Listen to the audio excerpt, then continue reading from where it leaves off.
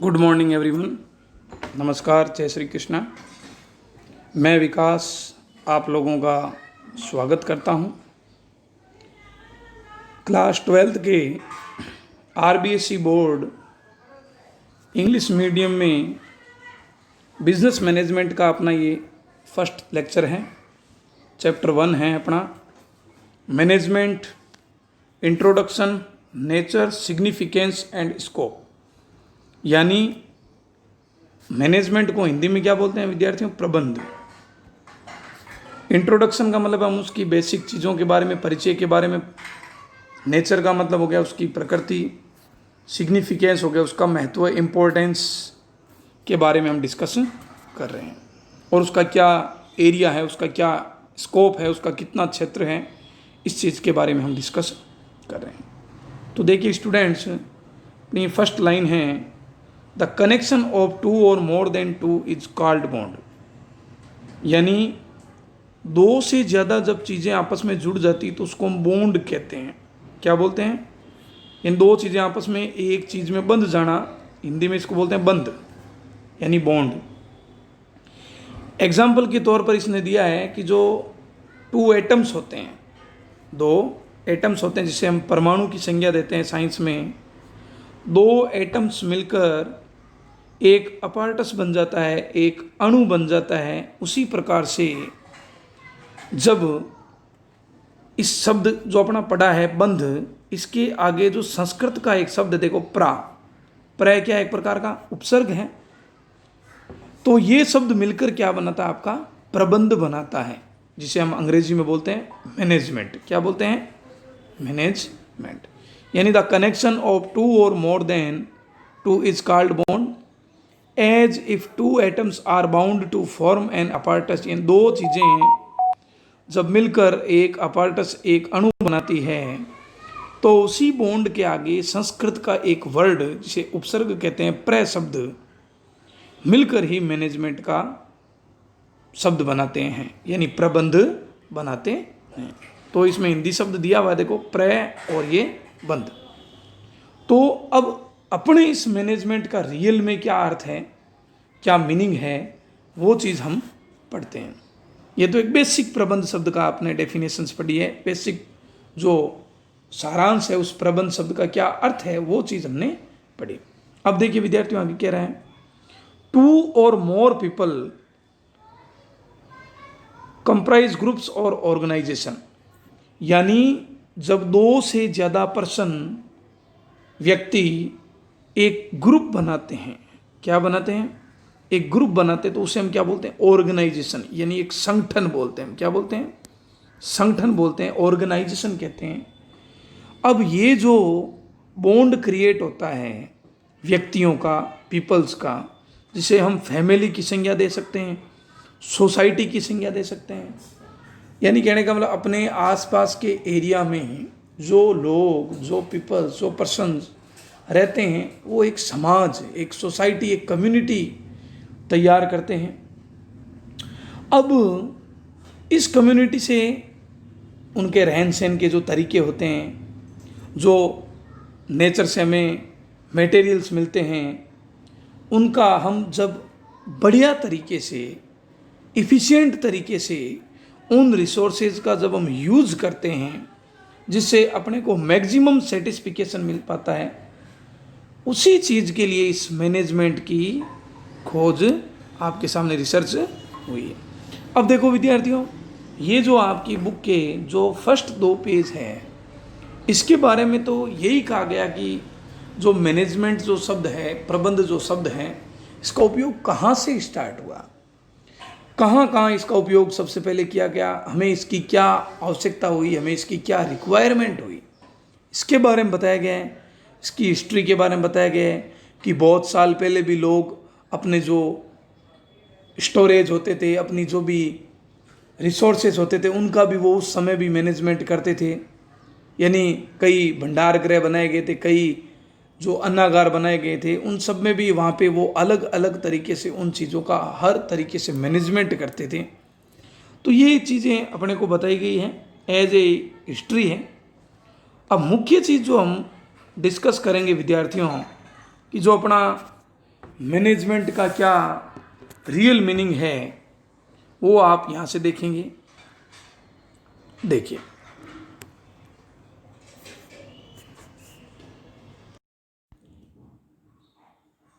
अब देखिए विद्यार्थियों, जो अपना मुख्य टॉपिक है कि डेफिनेशंस क्या है मैनेजमेंट की, उसकी क्या क्या कैरेक्टरिस्टिक्स है, उसकी क्या क्या फीचर्स हैं, अब हम उनके बारे में डिस्कस कर रहे हैं।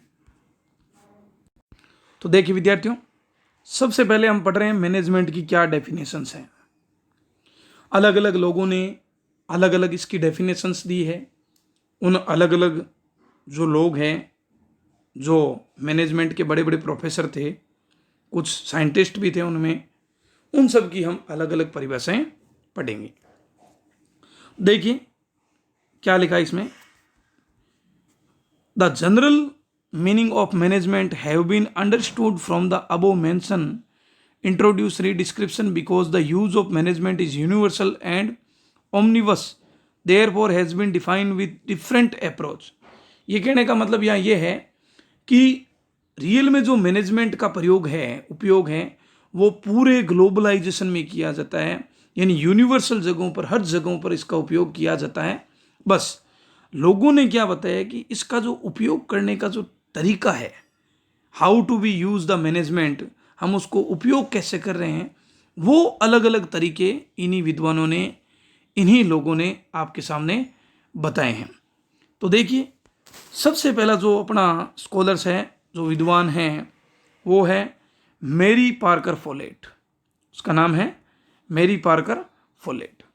तो देखिए पार्कर फोलेट ने क्या कहा, management is art of getting work done through out other. Hindi में इसका मतलब ये हुआ कि जो ये मैनेजमेंट है, ऊपर भी देखो लिखी है परिभाषा, management is the art of getting work done from another. यानी कहने का मतलब ये है कि जो मैनेजमेंट है वो दूसरे लोगों से काम करवाने की एक आर्ट है। एग्जाम्पल ले लीजिए, आपकी स्कूल के जो प्रिंसिपल हैं वो अलग अलग क्लास में अलग अलग टीचर हायर कर रहे हैं। जैसे अपनी क्लास 12th ये अपने कॉमर्स के लिए अकाउंट्स के टीचर, बीएस के टीचर, इकोनॉमिक्स के टीचर, यानी वो हमसे काम करवा रहे हैं। तो जो वो काम हमसे करवा रहे हैं वो अपने आप में उनके लिए क्या है, मैनेजमेंट है।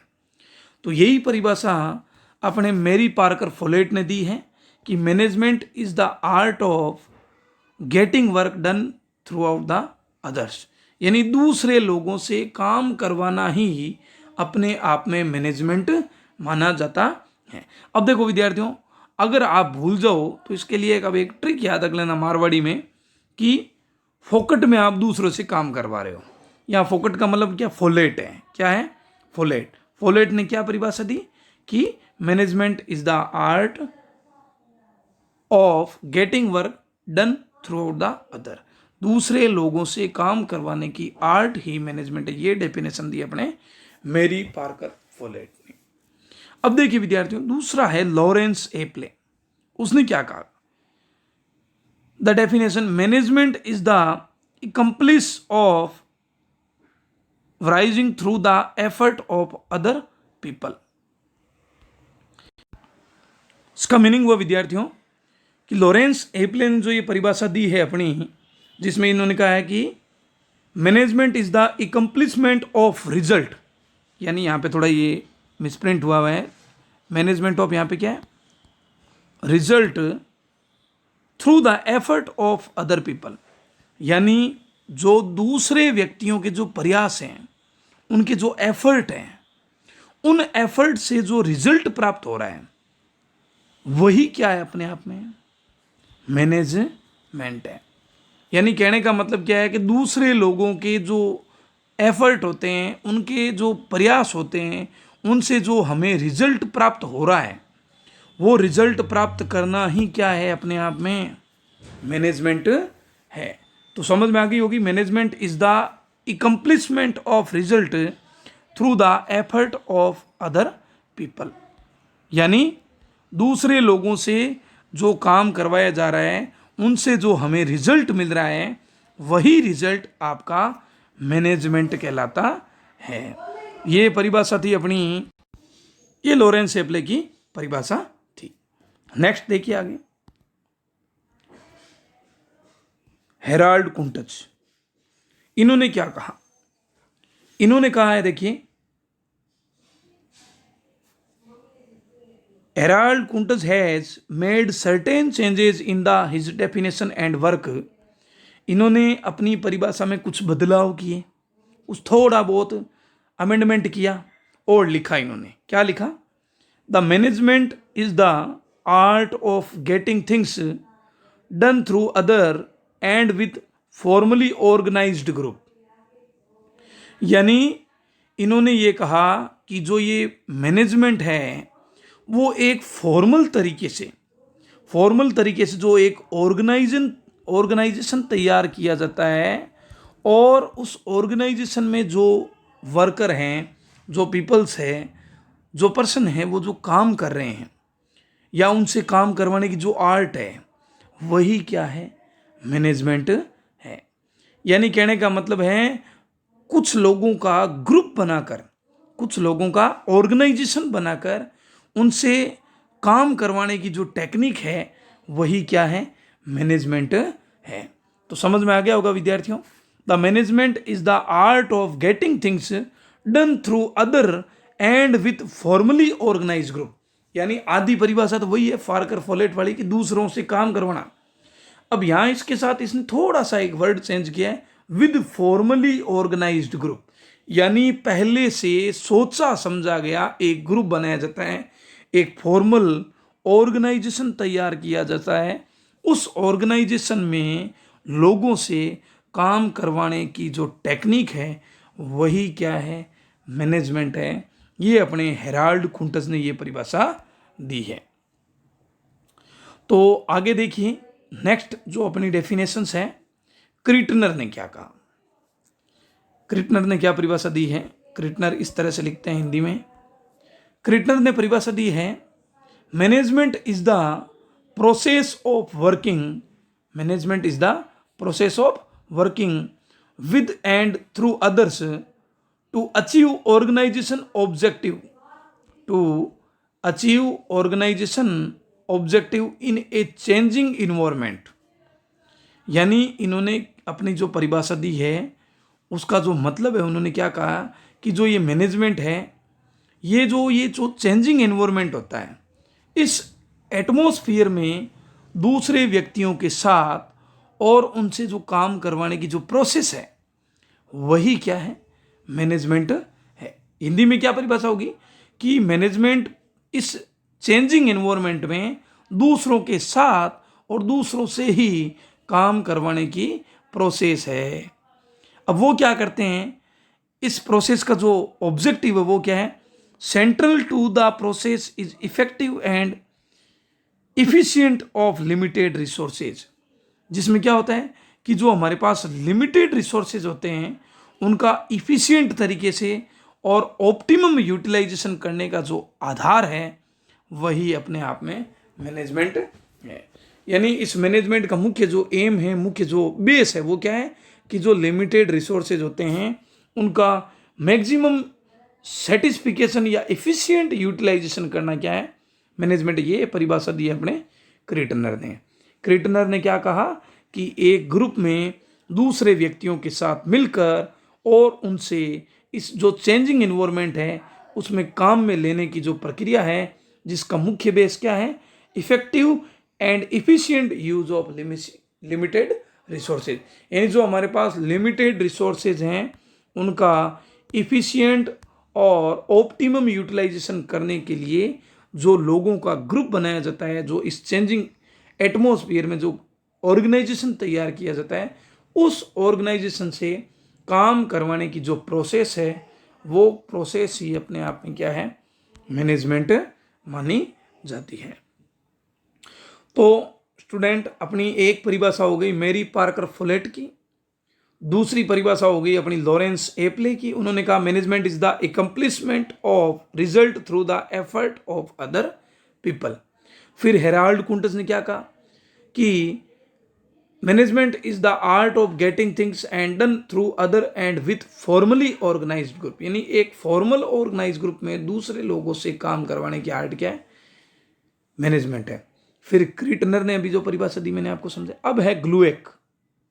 अब परिभाषा किसकी है? ग्लूएक ने क्या कहा? Management is the effective use of human, effective use of human, यानी ह्यूमन का मतलब क्या है? जो कर्मचारी, जो एम्प्लॉय, जो पर्सन फर्म में काम कर रहे हैं, जो काम करने वाले वर्कर जो हैं, वो है अपने ह्यूमन रिसोर्सेज। दो रिसोर्सेज होते हैं, एक ह्यूमन रिसोर्सेज होता है और एक फिजिकल रिसोर्सेज होते हैं, जिसमें अपने फाइनेंस रिसोर्स भी आते हैं, मटेरियल, मशीनरी और भी जो सारे मटेरियल्स वगैरह यूज होते हैं, जो रिसोर्सेज यूज होते हैं ह्यूमंस के अलावा, वो दूसरे उनमें क्या होता है कि उनका जो उपयोग करने वाले व्यक्ति होते हैं वो ह्यूमन रिसोर्सेज होते हैं। एक फैक्ट्री में बड़े मशीन लगी हुई है, बड़े बड़े इक्विपमेंट लगे, उनका यूज तो ह्यूमन रिसोर्सेज ही करेंगे ना। तो यहाँ पे ग्लूएक ने ह्यूमन रिसोर्सेज पर जोर दिया है और कहा है कि management is the effective use of human and physical resources to achieve the objectives of the organisation. यानी जो मानवीय संसाधन हैं, ह्यूमन रिसोर्सेज हैं, और जो फिजिकल रिसोर्सेज है, उनका इफिशिएंट यूजेज करना, उनका इफेक्टिव यूज करना, जो अपने गोल्स होते हैं, जो ऑर्गेनाइजेशन ऑब्जेक्टिव होते हैं, उनको प्राप्त करने के लिए इनका सबसे बढ़िया से बढ़िया यूज करने की जो प्रोसेस है, वही अपने आप में क्या है? मैनेजमेंट है। अब सार रूप में बता देना चाहता हूँ विद्यार्थियों कि ह्यूमन रिसोर्सेज और फिजिकल रिसोर्सेज का मैनेजमेंट के जो ऑर्गेनाइजेशन के जो ऑब्जेक्टिव होते हैं, उनको प्राप्त करने के लिए इनका जब हम यूज करते हैं, तो यूज करने की जो आर्ट है, जो प्रोसेस है, वही प्रोसेस अपने आप में क्या कहलाती है? मैनेजमेंट कहलाती है। अब देखिए, एक लास्ट एग्जाम्पल की जो परिभाषा है वो और ले लेते हैं। प्रोफेसर क्लर्क ने क्या कहा? इसके बाद एक मैकफार्लैंड की परिभाषा भी है, प्लोमेन की परिभाषा भी है, जॉर्ज आर टेरी की भी परिभाषा है, बहुत सारी परिभाषा दी गई है। फ्रेडरिक विंसलो टेलर ने भी एक परिभाषा दी है। तो बहुत सारी परिभाषा है, लेकिन आपको एग्जाम में कोई 3 या 4 अगर डेफिनेशंस का क्वेश्चन आए तो 2 परिभाषा या 3 परिभाषा आपको याद रखनी है। अब देखिए क्लर्क ने क्या कहा? Management is the art and science of decision making and leadership. Easy सी परिभाषा दी है इन्होंने कि डिसीजन लेने के लिए और लीडरशिप प्रदान करने के लिए जो आर्ट और साइंस का जो हम कॉम्बिनेशन यूज करते हैं, वही कॉम्बिनेशन क्या कहलाता है? मैनेजमेंट कहलाता है। यानी डिसीजन लेने की और लीडरशिप प्रदान करने की कला और विज्ञान, आर्ट और साइंस क्या है? मैनेजमेंट कहलाती है। अब देखिए मैकफार्लैंड ने क्या कहा कि management is the process of by which manager create, direct, maintain and operate purposive organisation through systematic, coordinated and cooperative human resources या ह्यूमन एफर्ट। तो यहाँ कहने का मतलब यह है कि मैनेजमेंट एक ऐसी प्रोसेस है जिसमें जो मैनेजर होता है वो एक कोऑर्डिनेटेड और ह्यूमन बिहेवियर की सहायता से क्या करता है? अपने जो संगठन के, जब अपने ऑर्गेनाइजेशन के जो ऑब्जेक्टिव होते हैं, उनको क्रिएट करना, उनको एक डायरेक्शन देना और उनको सिक्योर करना और उनका ऑपरेटिंग करने की जो कला है, जो प्रोसेस है, वही क्या है? मैनेजमेंट कहलाती है। यानी एक ऐसी प्रोसेस है जिसमें मैनेजर क्या करते हैं कि जो गोल्स होते हैं, ऑर्गेनाइजेशन के जो गोल्स होते हैं, उनको एक सिस्टमेटिक तरीके से तैयार करने, उनको डायरेक्टिंग करने यानी उनका दिशा निर्देश करने, उनका मेंटेन यानी रखरखाव करने, उनकी सुरक्षा करने और ऑपरेट करने का काम जो मानवीय संसाधन करते हैं, वही मैनेजमेंट कहलाती है। अब एक लास्ट परिभाषा ले लेते हैं और जॉर्ज आर टेरी की, उन्होंने क्या कहा? ऐसे तो बहुत सारी परिभाषा हैं, लास्ट ले लेते हैं जॉर्ज आर टेरी ने क्या कहा। इन्होंने क्या कहा देखिए, जॉर्ज आर टेरी के वर्ड में, management is the distinct process consisting of planning, organization, actuating and controlling. यानी इन्होंने कहा कि मैनेजमेंट एक ऐसी प्रोसेस है जिसमें प्लानिंग, जिसे हम बोलते हैं फ्यूचर के बारे में पहले से अनुमान लगाना, फोरकास्ट करना। ऑर्गेनाइजेशन का मतलब है ग्रुप तैयार करना, जो काम करना है उस काम के लिए अलग अलग वर्कर की जो एम्प्लॉयमेंट है उनकी नियुक्ति है, उनका ऑर्गेनाइजेशन तैयार करना। कंट्रोलिंग का मतलब उनके द्वारा जो भी काम, उनके द्वारा जो भी एक्टिंग की जा रही, जो भी काम किए जा रहे उन पर कंट्रोल करना। और इस तरह से यूटिलाइजेशन, आगे कह रहा है utilising in each both science and art, जिसमें आर्ट और साइंस दोनों का कोऑर्डिनेशन है। And followed in order to accomplishment predetermined object, जो पहले से डिसाइडेड गोल्स होते हैं उनको ध्यान में रखकर प्लानिंग करना, ऑर्गेनाइजेशन करना और कंट्रोलिंग करने की जो प्रोसेस है वही प्रोसेस मैनेजमेंट कहलाती है। तो ये परिभाषा थी अपनी जॉर्ज आर टेरी के रूप में। तो स्टूडेंट, आज हमने कुछ परिभाषाएं पढ़ी अलग अलग राइटर्स की। कल हम ये डिस्कस करेंगे कि मैनेजमेंट की क्या क्या फीचर्स हैं, उसकी क्या क्या कैरेक्टरिस्टिक्स हैं। तब तक के लिए आप लोगों से अलविदा लेता हूँ। जय हिंद, जय भारत।